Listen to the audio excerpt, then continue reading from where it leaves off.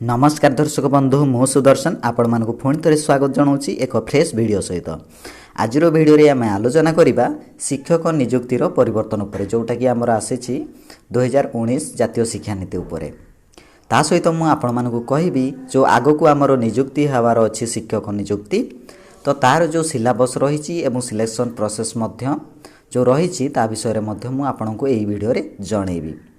तो सबु तथ्य जानापी भिडटी को आरंभ शेष पर्यंत देखूँ ताहले चलतु भिडटी स्टार्ट करने पूर्व आपण मानक छोट रिक्वेस्ट एवं पर्यंत जदि आम चैनल टी आपण मैंने सब्सक्राइब करना ताले भिडियो तले थिबा नाली रंगर सब्सक्राइब ऑप्शन पर क्लिक करी सब्सक्राइब करनियंतु एवं पाखरे थिबा बेल आइकन उपर मध्ये क्लिक कर दियंतु जहा फल रे आगो जो भिडियो गुडी को अपलोड हेबो तार नोटिफिकेशन सर्वप्रथम आपण पाई परिबे। तो भिडियोटी स्टार्ट करिया पूर्व प्रथमे शुणी रखंतु आपण जदि निश्चित भाव में शिक्षक होबाकू चाहूँगी तेबे आपण माने आमे कहूथिया प्रतिटी स्टेप उपर ध्यान देई शुणिबे। एही भिडियोटी करिवार कारण होउछि पूर्वरु जो भिडियोटी आमे अपलोड करिथिलु जो जातीय शिक्षा नीति जो 2019 जो परिवर्तन हेतिला तो ता उपरे आमे बहुत किछि सेइथिरे आलोचना करिथिलु। तो से भिडियो रे बहुत किछि पिला माने कमेंट देइथिले जोटा कि बेसिक थिंग उपरे जो 4 प्रकार नियुक्ति से ऊपर तांकर बेसी डाउट थिला। तो से विषय रे ड्राइवली ए वीडियो रे आमे आलोचना करिबा। ता सहित जो आगो को जो पदवी बाहर छि हमर शिक्षक नियुक्ति रे जो 14087 जो पोस्ट रही सेटा आगो को हमर जो बाहरिबार अछि तो से ऊपर आमे किछि गुडे वीडियो करिवु जोटा कि इंपोर्टेंट वीडियो गुडी को से वीडियो गुडी को रही जो आपण प्रिपरेशन केमिति हेबे तो जो पदवी बाहर तो से आप प्रिपरेशन केमिति हेबे जो से परीक्षा पाई सिलेबस कौन रही केते मार्क हबो माइनस मार्किंग अछि कि नाही एवं केते मार्क रखिले क्वालिफाई करिवे एवं को डिस्ट्रिक्ट पाई केते पोस्ट बाहर तो पीडीएफ मु आपन को एबे देखै पन्नी तो नेक्स्ट वीडियो रे आपन को निश्चित रूपे देखैबी। तो एही वीडियो गुडी कर नोटिफिकेशन पाइबा पाई आपण माने आम चैनल को सब्सक्राइब करिवा सहित पाखरे थिबा बेल आइकन को प्रेस करि थांतु एवं से वीडियो गुडी को आपण जेमिति मिस न करिवे। तो चलतु से वीडियोर जो थिला वीडियो पूर्व वीडियोर जो कमेंट गुडी को थिला जो डाउट थिला से विषय रे आलोचना करिबा।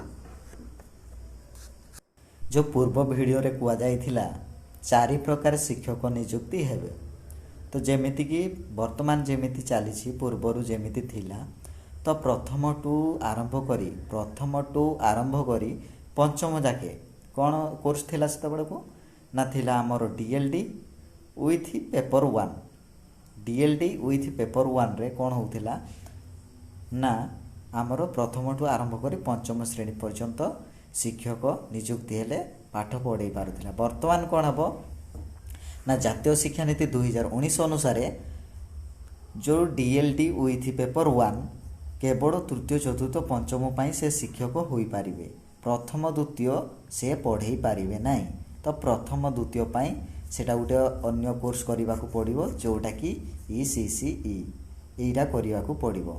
तो आगरू थिला जेमिति कि मु कहि रखिली आपण मानकू तो प्रथम टू पंचम जाके कौन थिला ना डीएलडी विथ पेपर 1 ओटीटी तो वर्तमान किंतु सेही क्वालिफिकेशन रे प्रथम द्वितीयटा कटि जीवो तृतीय चतुर्थ पंचम ही पढ़ाई पारिबे। सेही भड़ी एटा जो 6 7 8 आमर लेवल होउची 4टा रहिची फाउंडेशनल तापरे एई भड़ी भारे 4टा अछि तो 4टा लेवल पाई 4 प्रकार शिक्षक नियुक्ति हेबे। तो प्रथम द्वितीय पाई देखुचंती क्वालिफिकेशन एडी अछि तो सेही भड़ी भाबरे आपण देखि नियंतु एटा को तारे षष्ठ सप्तम अष्टम पाई DLD with PT plus OTT paper 2 आ एटा होची सेकेंडरी जोटा कि हाई लेवल कह जाउची एई भड़ी भाबरे 4 प्रकार शिक्षक नियुक्ति हेबे। ठीक अछि तो जोटा कि प्रथम द्वितीय जो फाउंडेशनल कोर्स ECC अंडर रे जीव जोटा कि आपण मानक पूर्व वीडियो रे कुआ जाइथिला जोटा कि अंगनवाड़ी सहित मिसी बोली तो एटा थिला ECC अंडर जोटा ECC माने आपण जदि कोर्स करूछंती तो प्रथम द्वितीय पाई शिक्षक होई पारिबे जोटा कि हमर वर्तमान इग्नू रे भी यार जो कोर्सटी अवेलेबल हो सारानी। तो ठीक अच्छे तो ये पिलांकर डाउट थिला कि माने जो माने प्रथम द्वितीयटा कटि जाए केवल तृतीय चतुर्थ पंचम जो पिलांकर पाठ पढ़ा रही पारिबो ए कोर्स ए जो क्वालिफिकेशन अनुसार ये 4टा ही क्लास रो से शिक्षक नियुक्ति हो पारिबे। तो यही ऊपर ही पिलांकर बेसी डाउट थिला। तो यही जो टोटाल मु जो देखे पीडीएफ टी, तो यही पीडीएफ टी देखला पर आपण मैंने क्लियर हो पारे। ठीक अच्छे। तो क्वालिफिकेशन कौन, क्लास को क्लास कौन लेवल अच्छी, आ क्वालिफिकेशन कौन दरकार, यही सबू यहीटा को आपण मैंने देखी नियंतु। तो आप निश्चित जानीपारे। ठीक अच्छे।